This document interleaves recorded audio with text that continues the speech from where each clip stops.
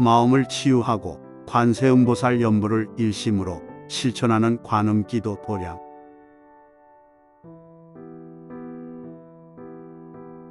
빛나는 수행의 길, 밝은 지혜로 참된 나를 찾는 광명사.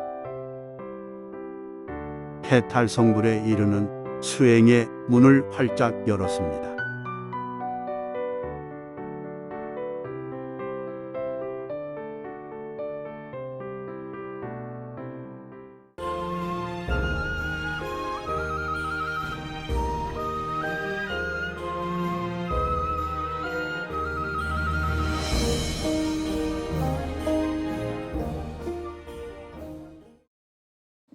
요즘은 그 신도님들 가운데 법화경 공부가 너무 재밌다고 하시는 분들이 꽤 많아요. 그래서 법화경이 좀 보인다는 걸 보여. 그러니까 이제 법화경을 이해하니까 법화경이 너무 재밌다는 거예요. 그리고 진짜 불교가 대단하다는 것을 느낀다는 것입니다. 그래서 정말 좋은 현상인 것 같아요.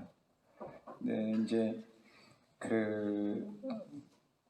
그동안에 이제 법화경에 대한 해석이 많이 있었고요. 또 지금도 이제 많은 분들이 법화경 강의를 하고 있지만은 사실은 관점이 조금씩 다 다르죠. 예. 그리고 어쨌든 여러분들은 제대로 잘 배우고 계시는 거예요. 예. 자, 오늘 제 12품입니다. 제바달다 품인데요. 근데 이 품에 대한 그 해석을 보면은 많은 사람들이 그 악인 성불 뭐 이런 내용을 해요. 또 이제 여인 성불, 악인 성불 그런데 특히 이제 악인 성불이라고 이렇게 표현을 하는데 사실은 그거 정확한 표현이 아니에요. 악인은 악업을 저지르는 자가 악인이에요. 악인은 고통을 받아요. 악업을 받아서. 그러니까 악업을 지어서 업이 있기 때문에 고통을 받는 것이지 악인하고 성불은 깊은 관련이 없어요. 물론 악인이 불성은 있죠. 불성은 있지만은 그 악업이라는 게 불성을 틔우는 일은 아니에요.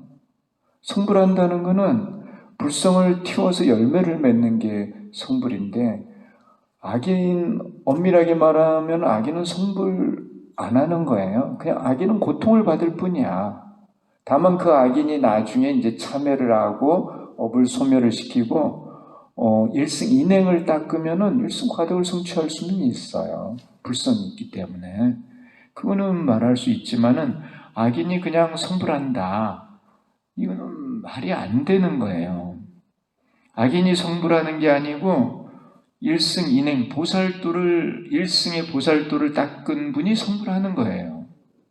그런데 여기서 이제 제바달다가 악인인데도 부처님으로부터 수기를 받죠. 수기를. 그거는 왜 이제 그런 수기를 받느냐. 우리가 이제 그런 걸 공부하는데 제바달다가 예전에는 법사였다는 거예요. 법사.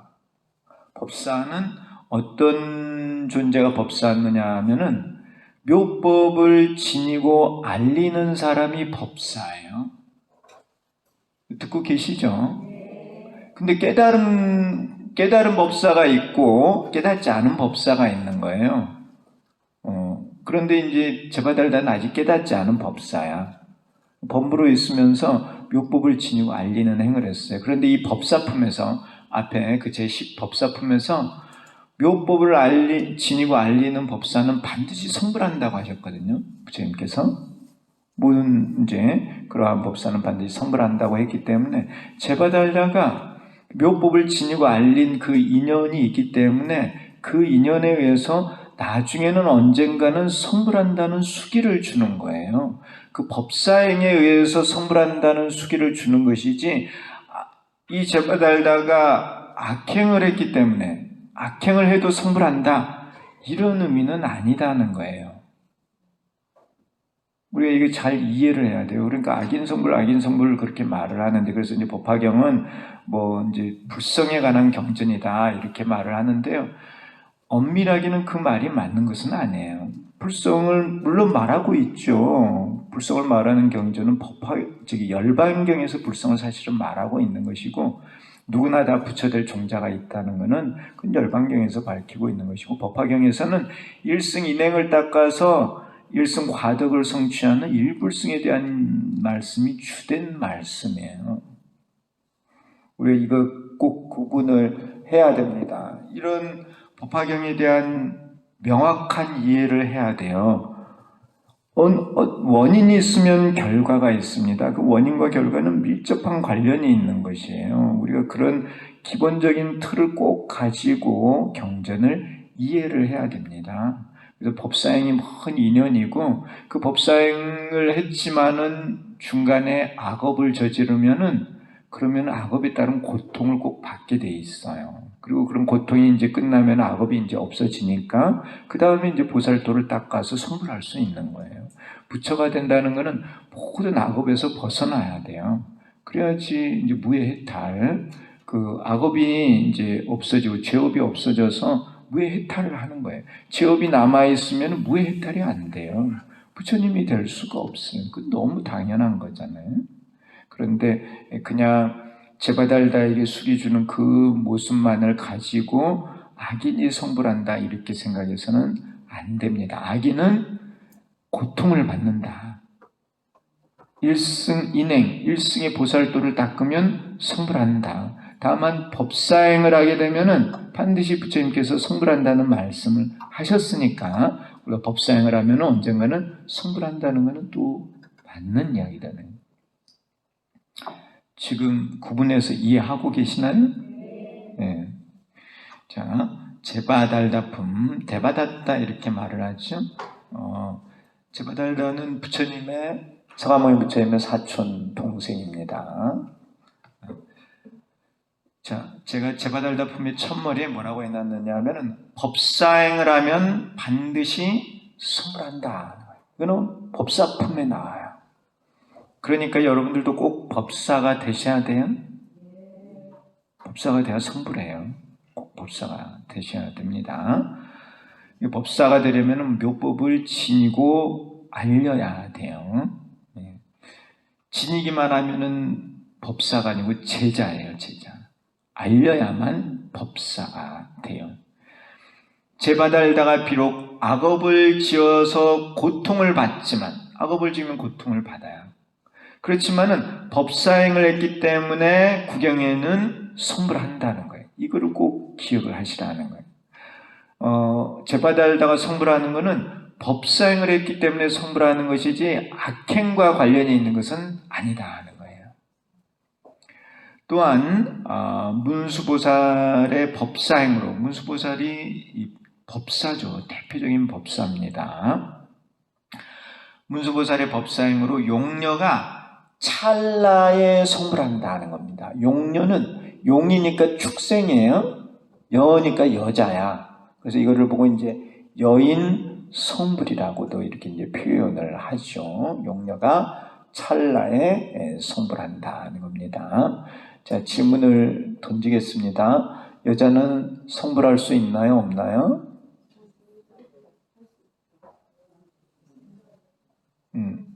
있다고 말씀드렸죠? 왜요? 왜 성불한다고 말씀드렸어요? 예? 여자는 왜 성불을 할 수 있어요?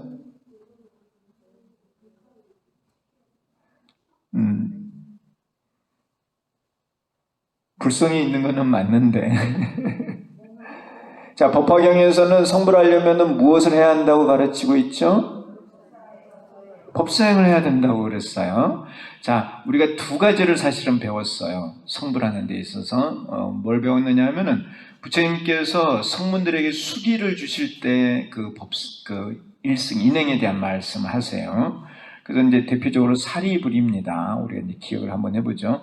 사리불에게 부처님께서 수기를 주시면서 뭐라고 하셨느냐 하면은 너는 천만억, 대략 천만억 부처님께 공양을 올리고 정법을 받들어 지녀서 보살도를 구족하여 화광열애로 선불할 것이니라 이렇게 말씀하셨어요.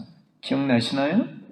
네, 그리고 이제 그건 이제 제산 비유품에 나오는 것이고 이제 법사품에서는 열애의 방에 들어가 열애의 옷을 입고 열애의 자리에 앉아서 법을 설해야 하느니라. 이게 이제 법사이에요. 이 두 가지를 부처님께서 말씀하셨고 우리가 다 배웠습니다. 이러한 인행을 통해서 성불할 수 있다는 것을 우리가 알고 있다는 거예요. 그러면은 이 두 가지 인행을 보았을 때 많은 부처님께 공양을 올리고 정법을 받들어 지니고 보살도를 구족하는데 그것을 남자만 할 수 있나요? 여자는 못해요? 여자도 할 수 있어요. 그러니까 여자도 성불할 수 있다는 거예요. 이해하시나요? 만일 그러한 행을 그 남자만 할 수 있다고 하면은 그러면은 이제 말이 되는데 그 일승인행은 여자도 닦을 수가 있다는 거예요. 분명하게 열애의 방에 들어가서 열애의 옷을 입고 열애의 자리에 앉아서 법을 설하는 것도 그 남자만 할 수 있느냐? 그런 것은 아니다는 거죠. 이해하시죠? 네. 그러니까 여기서 여인 성불에 관한 이야기는 이러한 관점에서 이러한 맥락에서 여러분들이 바르게 이해를 해야 한다는 것이에요. 그런데 이 용녀는 이 용녀의 정체를 보면은 사실은 보살이에요, 보살. 여기 이제 용녀의 모습으로 나타났지만은 그거는 용궁에 가서 용궁 사람들을 교화하기 위해서 그러한 모습을 지녔던 것이고 용녀의 정체를 확인을 해봤더니 용녀는 지혜도 많고 수행을 많이 한 그런 보살입니다, 보살. 보살이기 때문에 이제 빨리 인행을 갖춰서 성불하는 모습을 보일 수가 있는 거예요. 보살은 여러 가지 모습으로 나타날 수 있거든요. 법사행을 하는. 그러니까 여기 용녀에 대해서도 잘 이해를 하셔야 돼요. 제가 언젠가 그런 말씀을 드렸을 거예요. 유마거사, 유마경에 나오는 그 유마거사는 거사예요, 거사. 이제 거사인데 부인이 있고 자식이 있어. 재산도 많아. 그런데 유마거사가 부처님의 10대 제자를 꾸짖어요. 보살들도 막 꾸짖죠. 제가자가 출가자를 꾸짖는 거예요. 그리고 부처님하고 절친이야, 절친. 그래서 이 유마거사의 정체를 알고 봤더니 유마거사는 대보살이에요, 대보살. 대보살이 이렇게 거사의 모습으로 와서 부처님의 교화를 돕고 있었던 거예요. 좀 이해하시나요? 자, 어쨌든 용녀가 여기 성불을 하는데 찰나 성불해요. 순식간에. 그래서 이거는 이제 원행을 닦으면 원가가 순식간에 이루어짐을 보여주는 거예요. 그래서 이제 원인이 있으면은 결과가 맺어지는 게 시간이 많이 걸리죠. 벽시를 심으면은 쌀을 수확하는데 시간이 얼마나 걸려요? 많이 걸리죠. 뭐 5월 달에 씨앗을 심었다.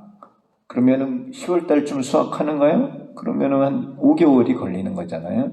그런데 이 일승인행을 닦으면 바로 찰나에 일승과덕을 성취한다는 거예요. 그러한 모습을 보여주는 거예요. 그래서 이러한 거를 원돈 이렇게 표현을 하는 거예요. 그래서 그 부분도 이제 우리가 공부를 하도록 하겠습니다. 부처님께서 이러한 사례를 들어서 법화경의 유통을 권하고 있습니다. 그래서 시예를 들어서 법화경을 잘 유통하라고 하는 그런 말씀을 하시게 되죠. 자, 명칭에 보면은 명칭 제바달다품입니다. 제바달다가 어떤 존재인지 한번 보면은요.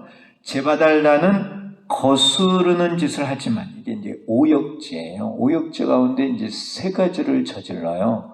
그리고 사실은 이제 아버지를 죽이고 어머니를 죽이고 이런 부분에 있어서 교사가 있어요.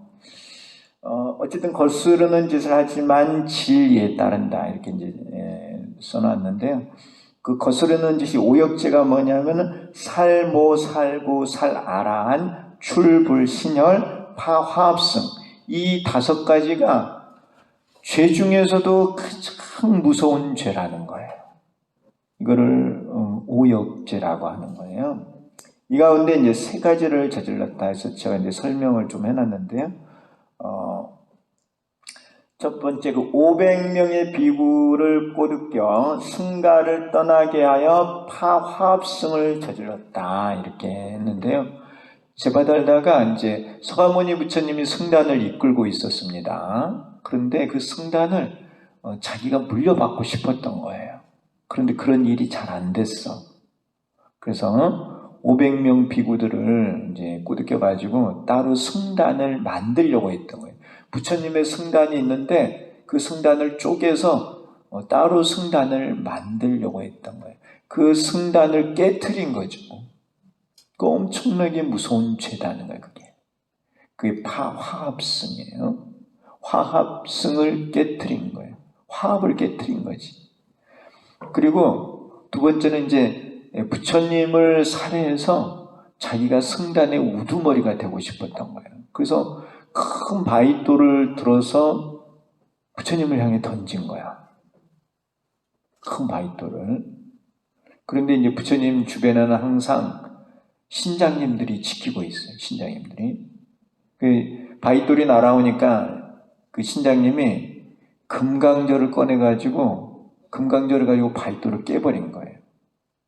그래서 이 바위돌을 팍 하고 깼는데 바위돌이 파편이 날아간 거예요. 파편이 날아가서 부처님 몸에 이렇게 부딪혀가지고 부처님 몸에서 피가 난 거예요. 출불신혈, 부처님 몸에서 피를 내게 한 거예요. 참 무서운 사람이죠. 그러니까 그 부처님 곁에서 그 광경을 지켜보던 이 화색 비구니가 있어요. 여기 화색 비구니죠. 이 화색 비구니가 제바달다를 아주 뭐라고 한 거예요. 네가 감히 어떻게 부처님을 해치려고 하느냐 이렇게 욕을 하니까 제바달다가 이제 화가 나가지고 그 자리에서 이제 이 비구니를 때려서 죽인 거야. 그래서 이 비구니가 아라한이었어요. 아라한. 아라한을 죽인 거야. 아라한. 그래서 이제 3가지 큰 오역죄를 저지른 거예요.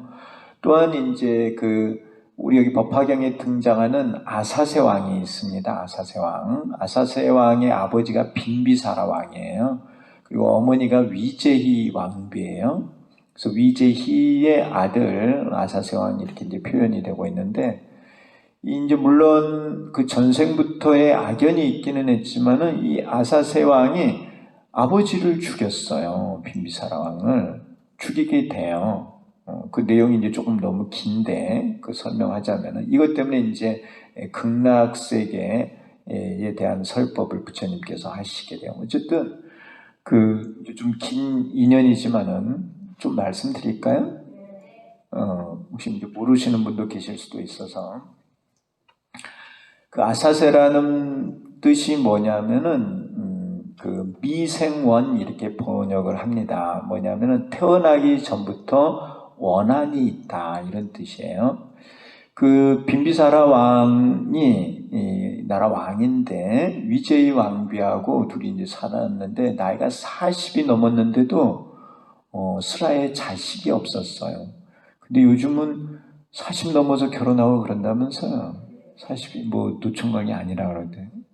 근데 예전에는 좀 일찍 결혼했잖아요. 근데 이제 일찍 결혼을 하셨는데 왕이니까. 근데 이제 스라에 자식이 없어. 그래서 이제 걱정이 돼서 점쟁이를 불러다가 물어본 거예요. 내가 언제쯤 아들을 가질 수 있겠느냐 이렇게 물으니까 이 점쟁이가 하는 말이 한 3, 4년은 더 기다려야 될 것 같습니다. 그러는 거예요. 그래서 이제 그렇게 듣고 있었어요. 듣고 있다가 또 빈비사라 왕이 생각을 해보니까 3, 4년 지나면 또 자기가 나이가 많이 들거든요. 그래서 다시 점쟁이를 불러다가 또 묻습니다. 내가 빨리 아들을 가질 수 있는 방법은 없겠느냐 그러는 거예요. 그래서 이 점쟁이가 이제 기밀을 두서를 해요. 무슨 기밀을 누설을 하느냐 하면은 산에 올라가면 도인이 한 분이 있는데 이 도인이 이제 돌을 닦고 있습니다. 저 도인이 돌을 닦고 난 다음에 죽으면은 왕의 아들로 태어날 것입니다. 그러니까 이제 그 도인이 아직 죽을 때가 안 되어서 기다리셔야 합니다. 그런 거예요. 그래 이제 빈비사라 왕이 그 이야기를 듣고 곰곰이 생각을 해본 거예요. 그러니까 이제 그 선인이 죽으면은 자기 아들로 오는 거니까 그 선인을 죽이면 빨리 죽어서 아들로 올 수 있잖아요. 그 아들로 오면 왕자로 태어나니까 호의호식할 수 있다고 이제 자기 나름 생각을 한 거죠. 그래서 궁수, 활을 잘 쏘는 궁수를 불러다가 조용히 불러다가 일을 시키죠. 저 가면은 그 도인이 돛 닦고 있을 텐데 그냥 아무것도 묻지 말고 조용히 처리해라 이런 거예요. 그래서 이 궁수가 가서 산에 가보니까 진짜 도인이 돌을 닦고 있어요. 그래서 멀리서 활 시위를 당겨서 화살을 쏩니다. 그 화살이 날아가서 이제 심장에 명중을 하는 거예요. 그런데 이 도인이 하는 말이 내가 조금만 더 닦으면은 육신통을 다 갖추는데 그걸 다 갖추지 못하고 가는 게 한스럽다. 내가 이 원한을 반드시 갚고야 말겠노라 그런 거예요. 그러니까 원한을 가지고 죽은 거야. 그래서 그 도인이 죽어서 빈비사라 왕의 아들로 태어난 거예요. 그가 바로 아자타사투 아사세 왕이에요. 아사세 왕. 그래서 아사세 왕이 이제 어려서 이제 태어났는데 이제 점쟁이가 와서 또 말을 하죠. 저 아이는 커서 분명히 아버지를 죽일 것입니다. 그런 거예요. 그러니까 이제 그러한 이야기를 들으니까 빈비사라 왕이 찔리잖아요. 자기가 한 짓이 있으니까. 그래서 높은 성벽에서 아이를 떨어뜨려요. 근데 아이가 용케 살아났어. 이제 어쨌든 그런 인연이 이제 반복이 되는데 이 아이가 크면서 그러한 사실들을 알게 돼요. 그리고 그러한 이제 그 아사세 왕과 친구가 되는 게 아사세 왕의 스승이 되는 게 누구냐면 제바달다예요. 그래서 제바달다가 이제 아사세 왕하고 같이 이제 협잡을 해가지고 아버지 빈비사라 왕의 그런 영토를 다 하나하나 다 뺐어요. 권력을 다 뺏는 거예요. 아버지의 권력을 다 뺏고 아버지를 감옥에 가두는 거예요. 그러니까 이제 그 위제의 왕비가 보니까 아들이 아버지를 감옥에 가뒀어. 그리고 먹을 것을 주지 않는 거야. 굶어 죽이려고. 그래서 이 위제의 왕비가 이제 몸에 먹을 것을 밀가루 같은 거를 발라가지고 또 그 염주에는 포도주를 담아가지고 이제 남편한테 갖다 주는 거예요. 그런데 아사세 왕이 그걸 알고는 이제 어머니마저 감옥에 가두는 거예요. 그래서 이제 이 위제의 왕비가 생각을 해보니까 너무 고통스러운 거야. 자기 아들이 자기를 감옥에 가두고 또 아들이 아버지를 죽이려 하고 너무너무 고통스러운 이 세상. 왜 이렇게 고통스러운 세상이 있는가? 막 눈물을 흘리면서 서가모니 부처님을 부르는 거예요. 그래서 부처님께서 이제 감옥에 있는 위제의 왕비를 날아가서 만나고 위제의 왕비를 위로를 해요. 그러면서 설해준 내용이 아미타 부처님의 나라, 서방 극락정토에 대한 법문을 하시게 돼요. 그래서 이제 우리가 나무 아미타불을 연부를 하게 되는 거예요. 그런 인연이 되는 게 이 아사세 왕과의 인연입니다. 근데 어쨌든 아사세 왕이 결국은 아버지를 감옥에 가두고 나중에는 아버지를 죽게 만드는 거예요. 그 어머니마저도 사실은 죽이려고 했던 것이에요. 그런데 이제 신하들이 말리죠.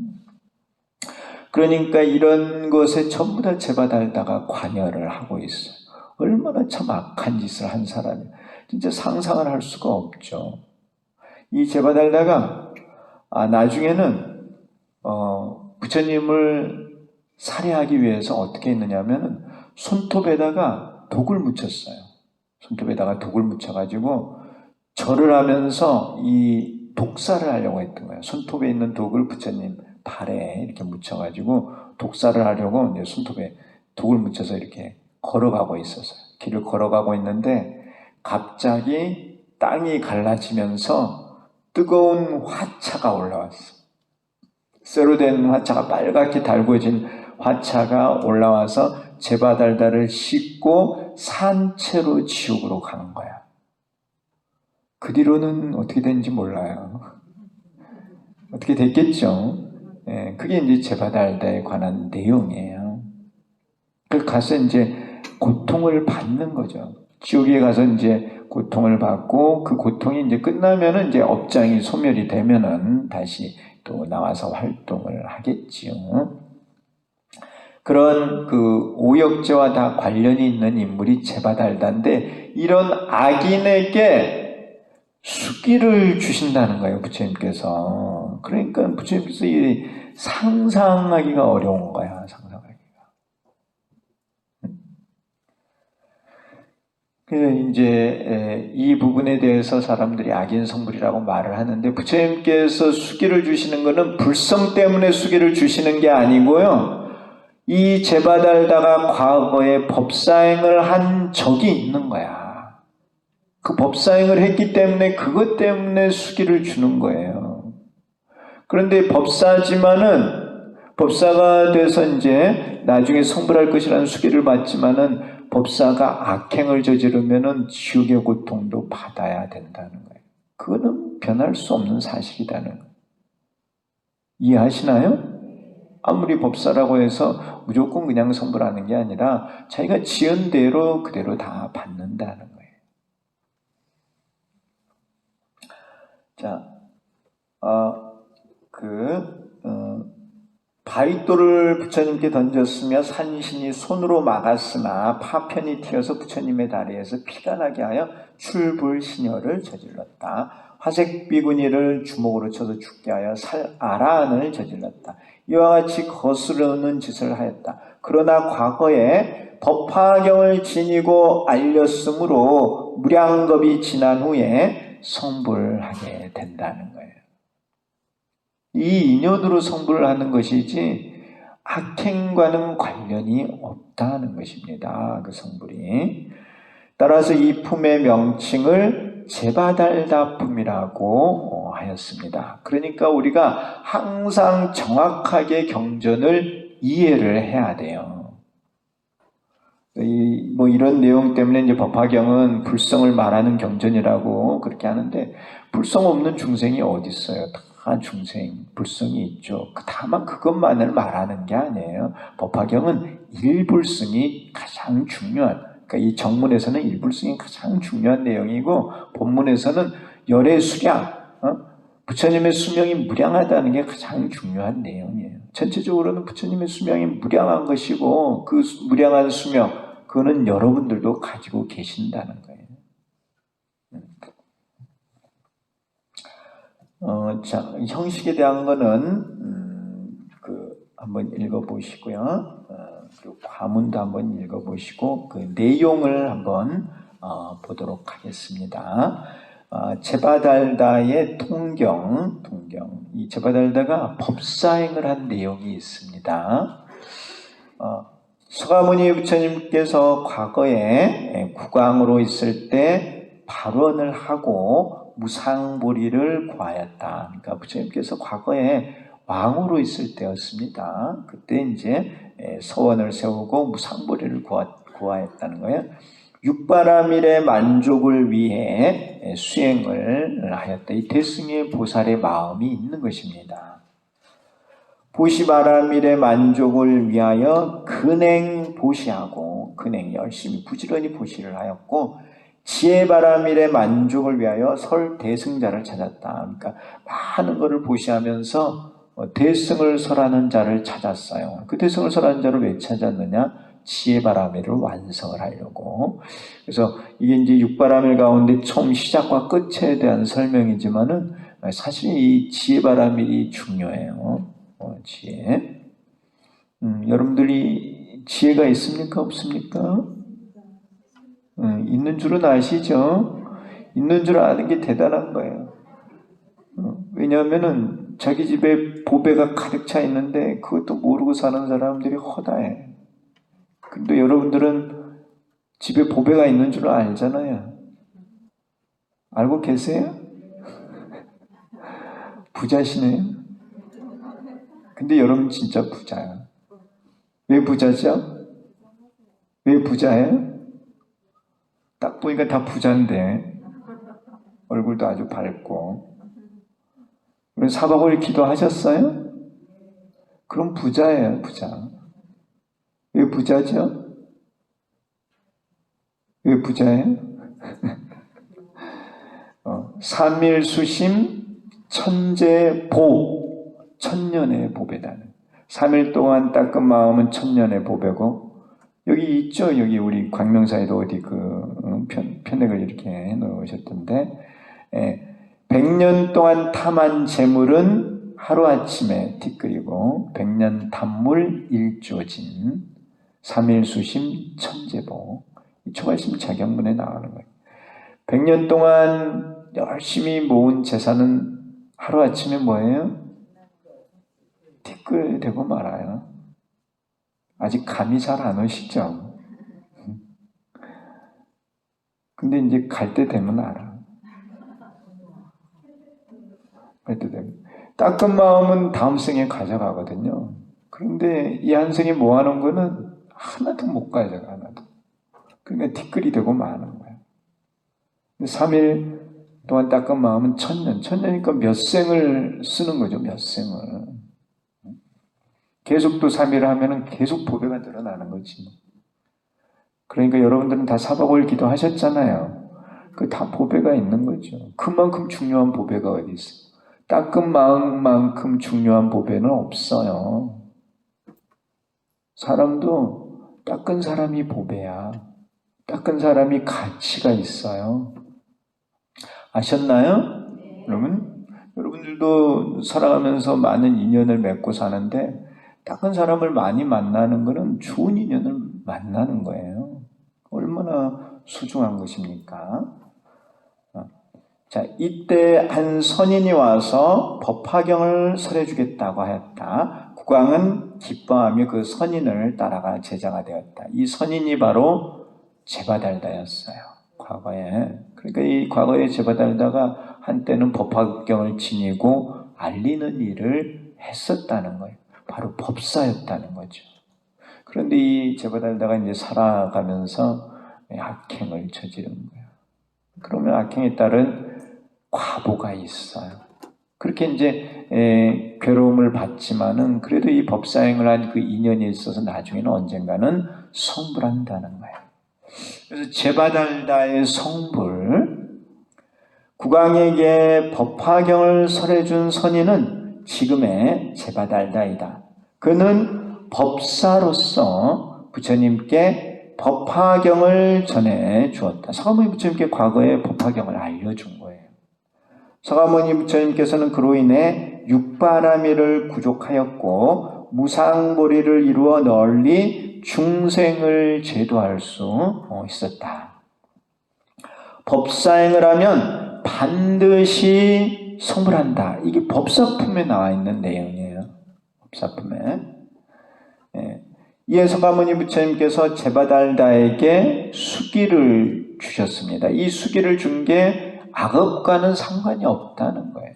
법사행과 상관이 있다는 거예요. 무량겁이 지난 후에 천왕열애로 성불할 것이라고 하였다. 천왕열애로.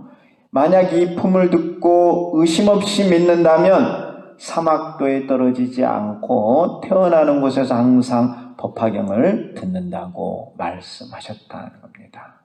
이걸 믿어라 하는 거예요. 믿어. 그러니까 이런 측면을 보면은 법사로 산다고 해서 다 착하게 사는 것만은 아닌 것 같아요. 법사도 욕심을 부릴 수 있고 악업을 저지를 수도 있다는 거예요.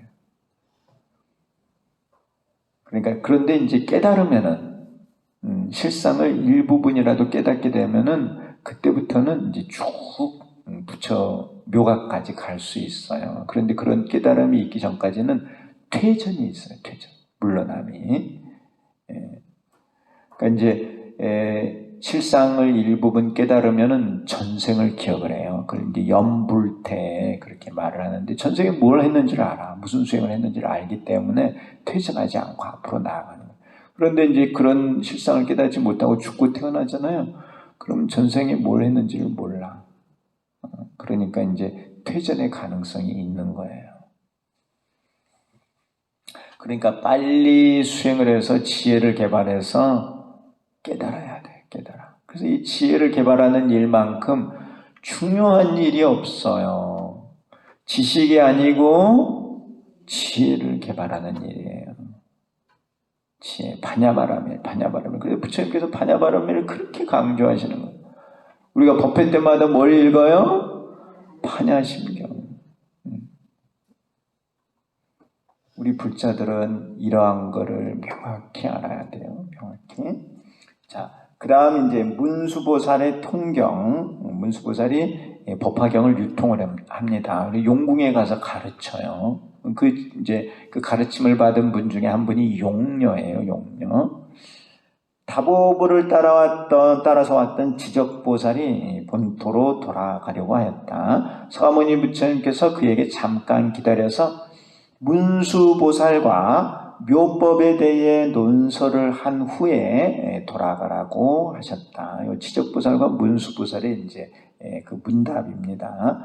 이때 문수보살이 사갈라 용궁에서 돌아와 자리에 앉았다. 용궁은 있습니다. 용궁이 있어요? 네. 용궁을 안 믿으려고 그러시는 것 같은데 용궁이 있고, 용은 있어요? 없어요? 당연히 있죠. 이거 법화경의 내용이에요. 용도 있고 용궁도 있습니다. 지적보살이 문수보살에게 용궁에 가서 얼마나 많은 중생을 교화하였는지 물었다. 문수보살은 그 숫자가 무량하여 헤아릴 수 없다고 대답하였다. 이에 지적보살이 문수보살에게 일승법을 열어서 널리 중생을 제도하여 보리를 빨리 이루게 하였다고 개송으로 찬탄을 하였습니다. 자, 이제 용녀 작불이에요. 용녀가 성불하는 모습입니다. 문수보살은 바닷속에서 항상 법화경을 설했다고 말했다. 이에 지적보살이 이 경을 수행하여 빨리 성불한 자가 있는지 물었다. 이 지적보살의 물음을 잘 보세요. 이 경은 무슨 경이요? 법화경이요. 법화경을 수행해서 빨리 성불한 자가 있는지 물은 거예요. 자, 법화경의 수행을 일승인행이라고 말을 해요. 일승인행, 또는 이거를 다른 걸로 뭐라고 하느냐 하면은 원행 이렇게도 표현을 해요. 원행 또는 원돈행 이렇게 여러 가지로 표현을 합니다. 일승. 문수보살은 사갈라 용왕의 딸이 8살로서 지혜가 이근이라는 것은 지혜가 아주 크다는 거예요. 예리하다는 거거든요. 깊은 선정에 들어가서 제법을 요달하여 능히 보리에 이르렀다고 대답하였다. 이런 걸 보면은 용녀가 8살이지만은 그냥 어린아이가 아니다는 거예요. 지혜도 있고 깨달음도 있다는 것이죠. 듣고 계시나요? 그냥 아무 축생이 아니에요. 용녀는 사실은 이제 깨달음을 이루어서 중생들을 교화하기 위해서 이렇게 용녀의 모습을 가지고 있는 거예요. 지적보살은 서가모니 부처님께서도 무량한 법을 고행하여 도를 이루셨는데 어찌 용녀가 순식간에 정각을 이룰 수 있겠느냐고 의심을 하였다.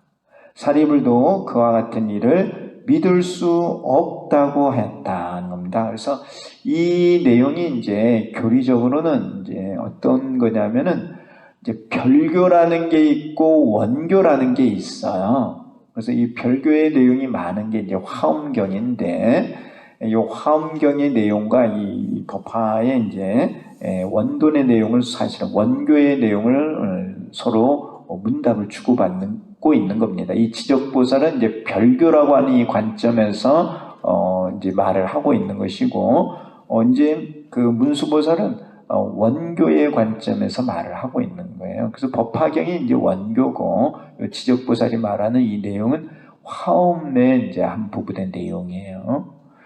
듣고 계시나요? 예, 이 별교에서는 왜 달을 별자예요? 왜 별교냐 하면은 공과 중이 달라. 그래서 공을 깨닫고 가를 깨닫고 공가를 바탕으로 해서 중도를 깨닫는 게 별교예요. 그래서 이 별이라는 것은 중도가 공가와 다르다고 해서 별이에요, 별. 그러니까 이 중도로 가려면은 공가를 거쳐서 중도로 가는 거야. 그러니까 시간이 많이 걸려요. 공을 깨닫는데도 시간이 걸리고 가를 깨닫는데도 시간이 걸리고 중도를 깨닫는 데는 시간이 더 많이 걸려. 그러면은 중도로 들어가기 위해서는 얼마나 많은 수행을 해야 되겠어요? 역겁의 수행을 해서 중도에 도달한다는 거예요. 그게 이제 별교적인 입장이거든요. 우리가 많은 보살도를 닦아야 돼. 많은 보살도를 실천을 해야 돼. 그런데 이제 원교는 어떤 게 원교냐 하면은 공이 공가 중이야. 가가 공가 중이야. 중이 공가 중이야. 우리 일념의 생각이 다 공가 중이야. 이 세상에 공가 중 아님이 없어. 그럼 공을 딱 깨닫고 보니까 그 안에 공가 중도가 있는 거야. 중도가. 한순간에 다 깨달을 수 있다는 거야. 공가 중. 그런 가르침이 원교, 그게 바로 법화의 가르침이에요. 차원이 다르지. 근데 이런 것은 근기가 낮으면 이해하기가 어려워. 우리도 이제 분별심을 가지고 있기 때문에 하나하나 닦아서 이렇게 올라간다고 생각하는데 원본의 관점에서는 안 그렇다는 거예요. 티끌 안에도 모든 게 다 들어가 있어. 우리 한순간의 마음에도 이 우주가 다 들어가 있다는 거예요. 조금 이해가 어렵죠? 그런데 그게 진짜 모습이라는 거예요. 그게 진짜 진리라는 거예요. 근데 지적보살이 이제 대보살이지만은 그러한 걸 이해를 못하고 있는 거예요. 그런데 이런 원돈의 입장에서는 순간에 다 깨달을 수가 있는 거예요. 순간에 공가중을 깨닫는 거야. 한순간에. 근데 별교에서는 공을 깨닫고 또 서원을 세워서 육바람일의 실천을 통해서 가를 깨닫고 그 다음 이제 공가를 바탕으로 중도를 깨닫고 이렇게 되니까 중도를 깨닫는데 시간이 많이 걸려요. 그러니까 이 문수보살이 이 용녀가 이제 빨리 깨달았다고 하니까 그거를 지적보살은 믿지 못하겠다는 거예요. 자, 그래서 지적보살이 하는 말이 이제 서가모니 부처님께서도 무량겁을 고행하여 도를 이루셨는데 어찌 용녀가 순식간에 정각을 이룰 수 있겠느냐고 의심을 하였다는 겁니다. 이 의심은 이제 무명에서 나오는 거예요. 잘 모르니까. 사리불도 그와 같은 일을 믿을 수 없다고 하였다. 이에 용녀가 보배 구슬이에요. 구슬이 갖는 의미가 있어요. 구슬은 어떻게 생겼어요? 둥글게 생겼잖아요. 그 둥글다는 게 원을 말해요. 원. 그래서 원융. 이 보주는 원융의 진리를 말해요. 원융의 진리 하니까 생각나는 게 있어요? 삼재원융이야. 삼재원융이 동그랗게 생겼죠. 그걸 이제 원융 진리, 일승 진리 이렇게 말을 하거든요. 괜히 보주를 말하는 게 아니에요. 이게 진짜 비싼 거예요. 삼천대천세계의 가치가 있대요. 가치를 매길 수 없는 거예요. 이거를 꺼내서 부처님께 올렸어요. 근데 이런 걸 아무나 가질 수 있을까요? 그 용녀는 보통 인물이 아니야. 그래서 이걸 부처님께 올렸어요. 부처님께서 곧 그것을 받으셨다. 이 모양을 한번 잘 생각을 해보세요. 어린 용녀가 구슬을 들어서 부처님께 이렇게 공손하게 올렸어요. 이게 무엇을 뜻하느냐는 거예요. 그래서 이 용녀가 가지고 있는 게 이게 바로 일승인행이에요. 일승인행. 그리고 부처님께서 그걸 받으시는 게 일승과덕이에요. 과덕. 그리고 인행과 과덕이 인과의 관계죠. 원인이 있으면 결과가 있죠. 이 원인이 있으면 결과가 있는데 이게 순식간에 구슬을 주고받는 것처럼 순식간에 이루어진다는 거예요. 어떤 원인이 있으면 그 결과의 발생이 한참 있어서 결과가 생겨나는 게 아니고 인행이 있으면 바로 그 결과가 생겨난다는 거예요. 순식간에 결과가 발생한다는 거예요. 그게 바로 이제 원본의 가르침이죠. 그래서 이걸 원인, 원과 또는 원행, 원행의 과덕 또는 일승인행, 일승과덕 이렇게 표현을 하는 거예요.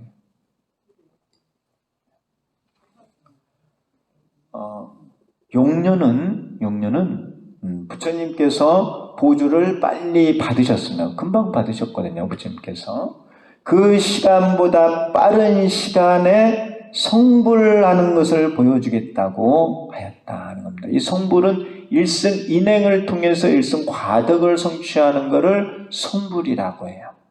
그런데 이 성불의 시간이 짧은 시간에 이루어진다는 거예요. 짧은 시간에. 그것을 실제로 이 용녀가 보여주는 거예요. 그러니까 이 용녀는 얼마나 대단한 분이에요. 그래서 이 용녀의 정체를 알고 봤더니 보살이야, 보살. 대보살이다는 거예요. 일승진리를 깨달은 대보살이기 때문에 이런 게 가능하다는 거예요. 그리고 남자로 변하여 보살행을 갖추고 이 보살행이 일승인행이에요. 일승인행. 그 사리불에게 부처님께서 수기를 주실 때도 많은 부처님께 공양을 올리고 정법을 받들어 지녀서 보살도를 구족하여 이렇게 설명하셨거든요. 그게 인행이에요. 인행. 여기서 그러니까 보살행을 갖추죠. 근데 이제 남자로 변해서 보살행을 갖췄어요. 그렇지만 이 보살행을 갖추는 것은 남자든 여자든 상관이 없다는 거예요. 제 말씀은. 남자로 변하여 보살행을 갖추고, 근데 이제 남자로 있으면 아무래도 유리하겠죠. 힘도 세고 여러 면에서. 그렇지만 여자가 할 수 없다는 그런 의미는 없어요. 여자도 힘센 분들이 있죠. 또 마음도 크게 쓰고. 남자로 변하여 보살행을 갖추고 곧 남방의 무구세계에 가서 정각을 이루고 묘법을 설하였다. 그래서 보살행을 갖추었으니까 바로 성불하는 거예요. 보살행을 갖추면, 인행을 갖추면 바로 성불한다는 거예요. 곧 남방의 무구세계에 가서 정각을 이루고 묘법을 설하였다는 겁니다. 그러니까 일승인행을 갖추면 바로 성불한다는 거예요. 인과의 관계가 이렇게 순식간에 이루어진다는 거예요. 이런 게 이제 원돈행이거든요. 원돈행을 하면 바로 성불한다는 거예요. 이해하고 계시나요? 네. 이러한 부분은 교학적으로 중요한 의미를 가지고 있습니다. 우리 이제 천태 지휘대사가 우리 인간이 업으로 태어나도, 업생으로 태어나도 한 생을 열심히 닦으면은 그 초주보살에 올라간다고 교학적으로 설명을 했어요. 초주보살에. 여기 용녀가 성불하는 것도 사실 초주보살의 모습인데, 초주보살은 실상 일승진리를 처음 깨닫는 거예요. 우리가 이렇게 인간으로 태어났는데 업으로 업생이에요. 업생. 서원에 의해서 인간 몸으로 온 게 아니고요. 업으로 태어나서 법화경을 배워가지고 열심히 수행을 해서 한 생을 수행을 열심히 하면은 이 초주의 자리에 오를 수 있다는 거예요. 한 생을 열심히 보살도를 갖추면은 그 이 초주의 자리에 오를 수 있다고 교학적으로 설명을 한 거예요. 그러니까 이 자리가 참 높으면서도 이루기 어려운 게 아니라 노력하면은 이루어낼 수 있다는 거예요. 일단 이 자리에 가면은 퇴전이 없이 끝까지 부처님 자리까지 갈 수 있습니다.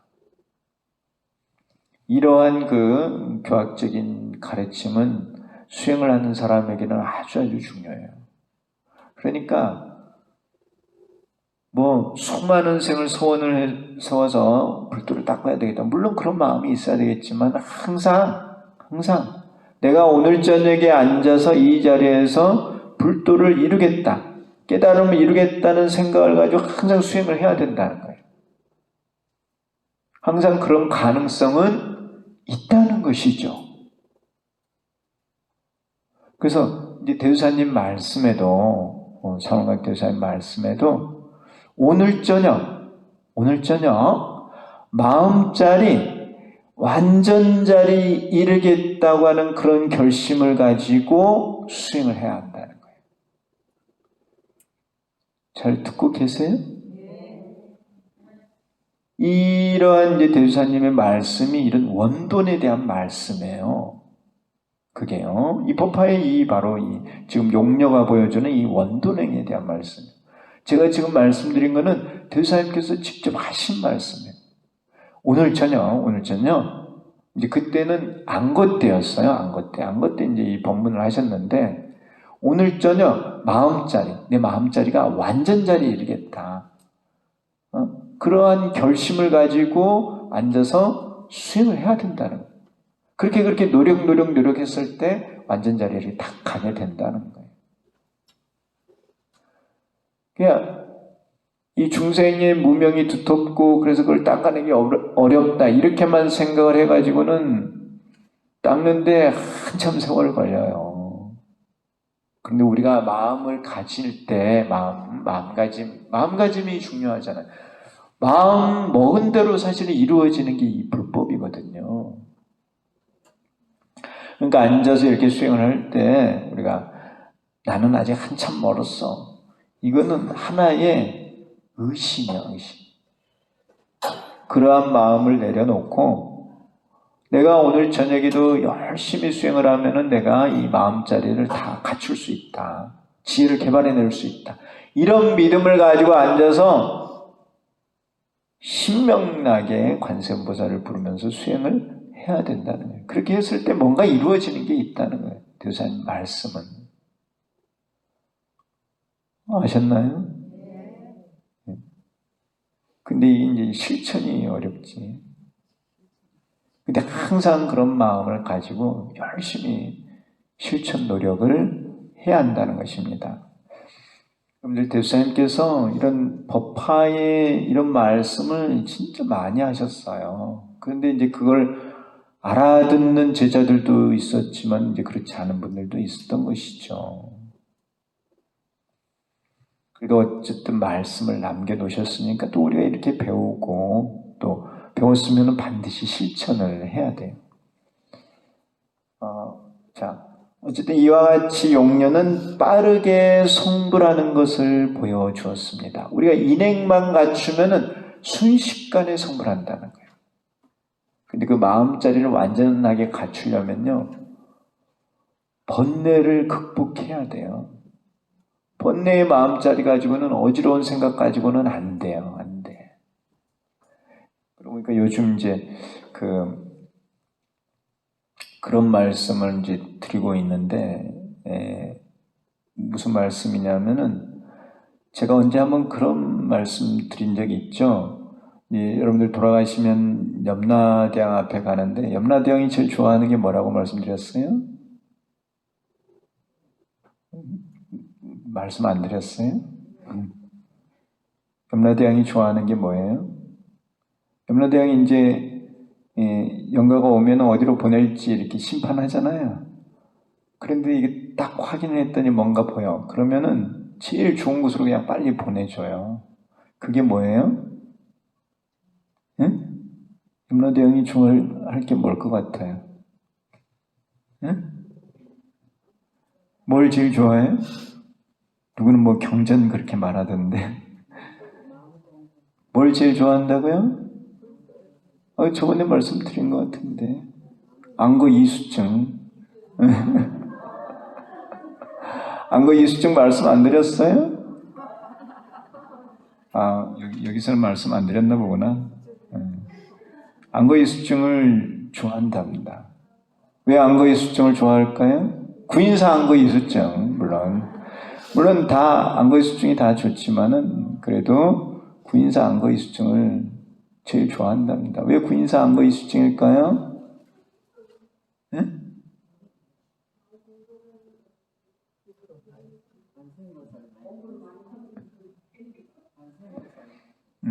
이거는 이제 안거의 의미하고 관련이 있어요. 그 이제 지혜를 개발을 해야 되는데 지혜 아시죠? 여기도 이제 용녀가 지혜를 개발해서 이렇게 빨리 성불 하는 거예요. 지식이 아니고 지혜죠. 경전을 읽어서 이해하는 것은 지식이에요. 그런데 내가 가진 밝은 마음짜리 그걸 드러내는 것은 지혜야, 지혜. 이 지혜는 모든 것을 알 수 있는 능력이거든요. 그걸 이제 개발하는 거야. 이 지혜를 개발을 하는데 이 지혜가 쉽지가 않아요. 닦아내는 게. 그래서 이 지혜를 개발하려면은 안거에 꼭 동참을 해야만 이 지혜를 잘 개발할 수 있어요. 그래서 여기 우리 제7 화성유품에서도 대통지 성불이 성불하는 모습이 나오는데 오랜 시간 안거를 하는 거예요. 안거를. 이 천대지휘대사도 안거를 많이 했어요. 천대지휘대사. 대사님께서도 구인사에 계시면서 안거를 하신 거예요. 그러면서 이제 대각을 성취하신 거예요. 왜 그래 안거라는 게 이렇게 중요하냐? 왜 이렇게 안거의 수증이 가치를 가지는 것이냐 하면은 내가 이렇게 보니까 이거는 이제 수행을 해봐야 알아. 수행을 하지 않고는 이런 의미를 알 수가 없어. 수행을 해보면은 마음 닦는 게 그렇게 쉽지 않다는 걸 알 수 있어요. 근데 마음을 닦아보지 않은 사람은 그런 걸 알 수가 없죠. 그래요, 안 그래요?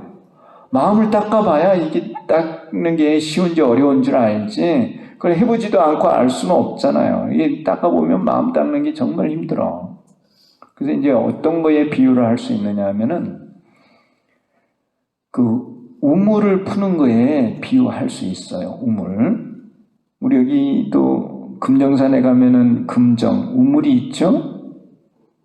있죠? 저도 한번 가봤어요. 어쨌든 금정산에 가니까는 금정, 우물이 있더라고요. 그래서 우물 파는 얘기 하는 거예요. 우물에 이제 물이 고였어. 오랫동안 물이 고여 있으면은 물맛도 떨어지고 그거 바꿔야 되죠? 물을 새로 채워야 돼. 뭐 1년에 한 번이든 2년에 한 번이든. 요즘 이제 수돗물 트니까 뭐 그런 걸 할 일은 별로 없을 텐데 그래도 좀 점검을 해야 되지 않을까 하는 생각은 드는데, 옛날에는 우물이 있으면 우물이 좀 시간 지나면 파냈어요. 우물에 고여있는 물을 퍼내고 새로운 물을 담아야 돼. 우리는 어떻게 보면 오염된 생각, 우리들의 생각, 중생의 생각을 가지고 있는 거야. 그래서 이거를 퍼내야만 지혜가 나와. 이해하세요? 그래서 이 우리들의 생각을 퍼내야 돼, 퍼내는 방법을 우리가 이제 관세음보살을 쓰는 거예요. 관세음보살 하면서 이걸 이제 푸는 건데, 첫 번째 바가지가 조그만해. 조그만 바가지로 퍼내면은 시간 많이 걸리겠죠? 조금 퍼내는데 계속 물은 안 줄어들어. 또 바가지가 좀 크다 하더라도 한번 푸고 나서 한참 있다가 또 퍼. 한번 푸고 나서 아이고 힘들어. 물이 퍼져요? 안 퍼지겠죠? 듣고 계시는 거예요? 자, 우물이 깊을수록 큰 지혜를 개발할수록 어떻게 해야 되냐면 큰 바가지를 가지고 막 빨리 퍼내야 돼. 힘을 써가면서 막 푸고 빨리 막 퍼내야만 물이 이게 줄어드는 거예요. 그래요, 안 그래요? 물이 줄어들잖아요. 물이 줄어들어서 다 퍼냈을 때 바닥이 드러나면은 이제 그때부터 새로운 물이 고이는 거야. 그래요, 안 그래요? 그쵸? 그런데 이 안거가 돼야만 이렇게 물을 힘차게 많이 퍼낼 수가 있는 거예요. 안거가 아니면은 오늘은 이 일, 내일은 저 일이 계속 있어. 쉬지 않고 푸는 게 힘들어. 그런데 안거가 되면은 다른 거 신경 안 써도 돼. 계속 푸는 것만 하면 돼. 쉬지 않고. 아침에 밥 먹고 앉아서 관세음보살 부르고, 점심 먹고 앉아서 관세음보살 부르고, 저녁 먹고 앉아서 관세음보살 부르고, 계속 푸는 거예요, 계속. 그러니까 이게 퍼낼 수가 있는 거예요. 집중을 해서. 지혜가 큰 지혜를 개발할수록 더 그렇다는 거예요. 이해하시나요? 수행이라는 건 원래 그런 거예요. 마음 닦는 게 어디 그렇게 쉬운가요? 그래서 이 안거라는 게 이렇게 중요한 거거든요. 근데 이제 대우사님 오시기 전에는 안거는 스님들의 전유물이야. 제가자는 다른 종단에서는 제가자들은 그런 거 시키지도 않았어요. 제가자들에게 뭐 수행하는 거 이런 거 안 시켰죠. 근데 대우사님께서는 대중불교, 생활불교, 애국불교 3대 지표를 내세워서 제가자도 이렇게 수행을 해야 된다는 거예요. 대중, 그래서 대중 안거를 만든 거예요. 사부대중이 다 함께 안거를 하는 거. 그래서 비록 우리가 이제 생계 유지를 위해서 생활을 한다 하더라도 안거 기간만큼은 구인사 절에 와서 한 달 동안 열심히 기도를 하라는 거예요. 그 기도하는 동안에 지혜를 개발할 수 있기 때문에 이 안거 제도를 만든 거예요. 여름, 겨울 이렇게요. 얼마나 중요한 거예요. 이해하시나요? 이 안거를 통해서 우리가 지혜를 개발할 수가 있는 거예요. 지혜를 개발하면은 신장을 부릴 수가 있어. 법을 성취해가지고. 지혜를 개발하기 전에 이제 신장의 도움을 받아야 돼. 근데 지혜를 개발하면은 신장님들이 명령을 들어. 이해하시나요? 그런데 내가 이 한 생에 안거를 해가지고 그런 일을 하면은 다음 생에는 또 더 쉽게 그걸 할 수가 있는 거야. 그 다음 생에는 더 빨리. 그러니까 염라대왕이 딱 봤을 때 안거 이수증이 있어. 그럼 이 사람은 앞으로 큰 수행을 해가지고 큰 제목이 될 인물을 벌써 아는 거지 알아. 그러니까 빨리 좋은 데로 모시는 거야. 이해하시나요? 안거 이수증이 얼마나 중요합니까? 근데 내가 이렇게 아무리 안거가 중요하고 또 안거 기간에 4박 5일이 중요하고 또 4박 5일 꼭 해야 한다고 말해도 다들 바쁘대. 뭐가 그렇게 바쁜지 몰라. 나중에 가면 다 후회해, 후회. 이러한 일만큼 바쁜 일은 세상에 없더라 하는 거 없어. 또 가장 가치 있는 일이에요. 내가 가진 지혜를 개발하는 게 가장 가치 있는 게 그게 진정한 보배거든요. 다른 거는 다 티끌이에요. 티끌 지나고 보면 이 세월이 지나면은 제 말이 이제 좀 가슴에 와 닿죠. 근데 그때 되면은 기력도 좀 딸리고 좀 그래요. 한 살이라도 젊어서 해야 이게 물을 확확 퍼내잖아요. 지혜를 개발하는 거예요. 그래서 이 큰 스님께서도 지금 큰 스님께서도 40대에 닦아야 된다는 거예요. 40대. 그 말씀이 정말 맞는 말씀이에요. 나이가 조금씩 들어갈수록 정신 집중하는 게 떨어져요. 근데 내가 그전에도 한번 말씀드렸지만은 집중할수록 깊은 지혜로 가는 거예요.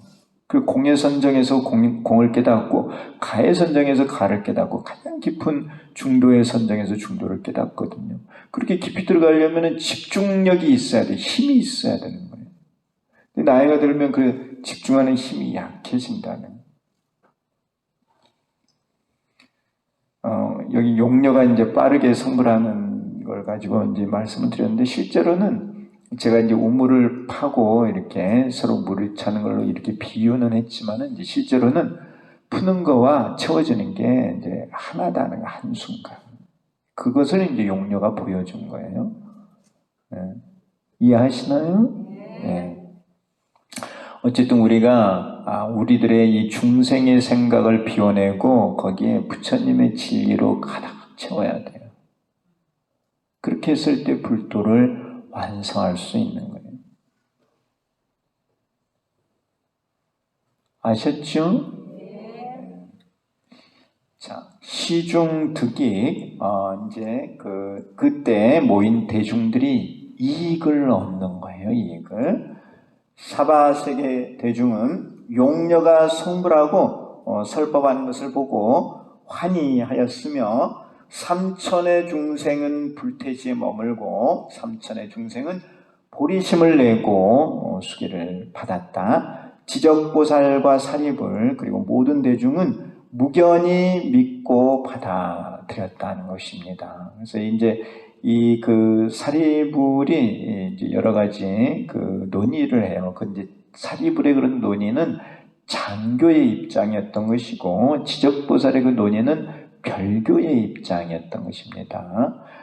그리고 여기서 용녀가 보여주는 것은 바로 원교의 입장이었어요. 그래서 이 부분에서 이제 그러한 논의가 진행이 됐던 것입니다. 자, 대의. 과거의 선인은 묘법을 지니고 국왕에게 설법을 하였다. 법사행을 하였다는 것이죠. 선인의 이러한 법사행으로 국왕은 성불하였다. 이 국왕은 이제 서가모니 부처님이에요. 선인은 지금의 제바달다이고 국왕은 지금의 서가모니 부처님이시다. 법사행을 하면 반드시 성불한다. 그래서 여러분들도 법사행을 하셔야 돼요. 법사행을 하려면 제일 먼저 묘법을 받아 지녀야 돼요. 그리고 그거를 남에게 또한 알려야 되는 것입니다. 그런데 문제는 이걸 받아 지니는 게 쉽지가 않아요. 묘법은 무량 광대한 법이라서 마음이 크고 넓어야 돼요. 이해하시나요? 진짜로요?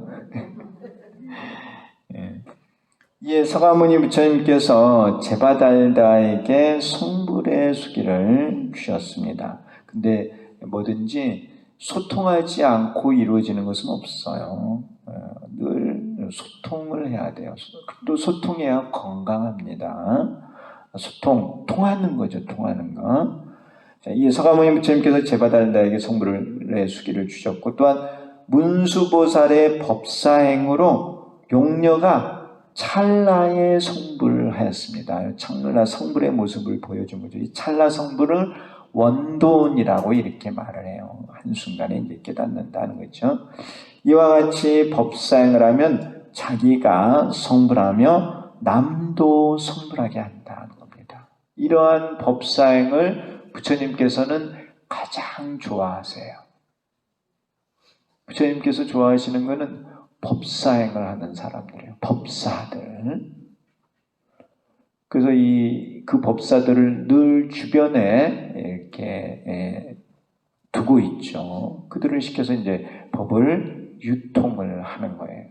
그 법사 중에 대표적인 분이 관세음보살이에요. 물론 여기서 이제 문수보살이 나오긴 했지만은 야광보살, 묘음보살, 문수보살, 보현보살, 관세음보살 다 이들이 법화경을 유통하는 법사들이에요. 그런데 이들 보살들은 법신이에요. 법신. 오늘 제바달다품을 같이 공부를 했습니다. 그래서 제가 늘 말씀드리지만은 사람들이 이제 일반적으로 하는 그런 용어들 그런 것은 여러분들 스스로 이제 생각을 해서 취할 건 취하고 버릴 건 버리고 그런 지혜가 있으셔야 돼요. 저도 뭐 예전에 그런 뭐 악인성불 이런 거를 그냥 그런가 보다 하고 또 뭐 이 품이 그 중생의 불성에 관한 품이다 뭐 그렇게 이해를 했었는데 내가 이제 이렇게 공부를 하고 또 수행을 하고 실제로 해보니까 그런 말들이 안 맞는 것처럼 느껴지더라는 거예요. 사람이 악업을 지으면 당연히 과보를 받아야지 그런 생각이 드는 거예요. 그리고 수행도 마찬가지고요. 그러니까 이제 이런 부분에 대해서 내 나름 이제 다시 정리를 하게 됐다는 거예요. 그래서 이 내용이 어디 다른 데 있는 것은 아니에요. 근데 제가 이제 공부한 거를 여기 이렇게 적어 놓았습니다. 판단은 여러분들이 하시면 돼요. 근데 중요한 거는 이제 법사품에서 부처님께서 묘법을 지니고 알리는 법사행을 하면은 반드시 성불한다는 말씀을 하셨기 때문에 우리가 그런 말씀에 따라서 늘 묘법을 지니고 알리는 법사행을 해야 돼요. 그러려면은 마음이 넓어야 돼요. 나뿐만 아니라 모든 중생이 다 함께 성불해야 된다고 하는 그런 보살의 마음을 늘 지니고 있어야 남에게 이거를 베풀 수가 있는 거예요. 자기밖에 모른다고 하면은 아상에 사로잡혀가지고 큰 불도를 이룰 수는 없어요. 이해하셨죠? 예. 그래서 그런 법사행을 하는 큰 마음을 쓰는 그러한 제자를 부처님께서는 가장 좋아하셨기 때문에 부처님께서는 법공양을 제일 좋아하세요. 법공양을 올리는 것을 가장 좋아하십니다. 오늘은 이제 여기 제바달다품까지 하고 이제 다음에는 이제 관지품하고 그리고 안락행품까지 이렇게 공부를 하도록 하겠습니다. 꽃피는 봄이죠. 여기 왔더니 벚꽃이 펴가지고 너무너무 아름다워요. 활짝 폈어요. 그냥 보기만 해도 막 환희심이 막 일어나요. 그렇죠? 이 좋은 계절엔 뭐예요? 공부해야죠, 공부. 우리 마음의 꽃을 활짝 펴서 열매를 맺어야 됩니다. 늘 건강하시고 다음 시간에 뵙도록 하겠습니다. 감사합니다.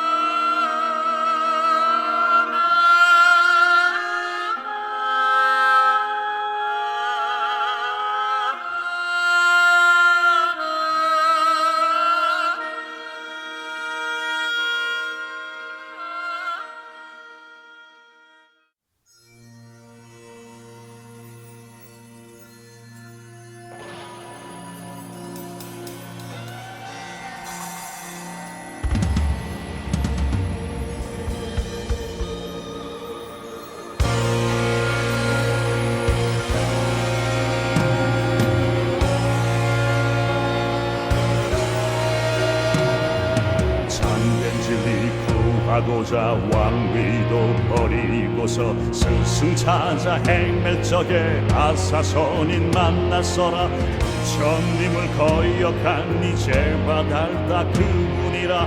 그 가르침 전해받고 석가열에 성불하니 원수가 곧 은인이라.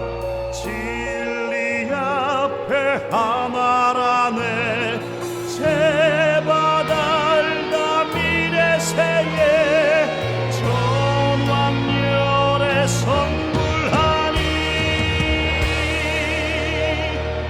미움 버린 마음으로 굳게 믿고 공경하면 기쁨으로 살게 되며 연꽃 속에 태어나리. 미움 버린 마음으로 굳게 믿고 공경하면 기쁨으로 살게 되며 연꽃 속에 태어나리.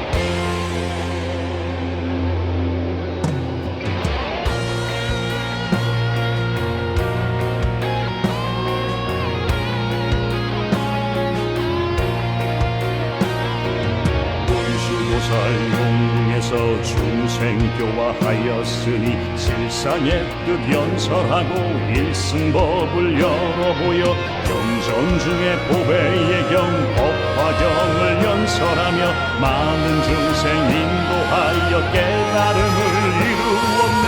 용왕의 어린 딸이 자비한 공덕같어 밭이었고 잘 나가네 정각이로. 왕수도 수기받고 여성도 성불하니 일승묘법 법화경은 세상의 경전이라. 왕수도 수기받고 여성도 성불하니 일승묘법 법화경은 세상의 경전이라. 미움 버린 마음으로 믿고 공경하면 기쁨으로 살게 되며 연꽃 속에 태어나리. 원수도 수리받고 여성도 성불하니 일승묘법 법화경은 세상의 경전이라.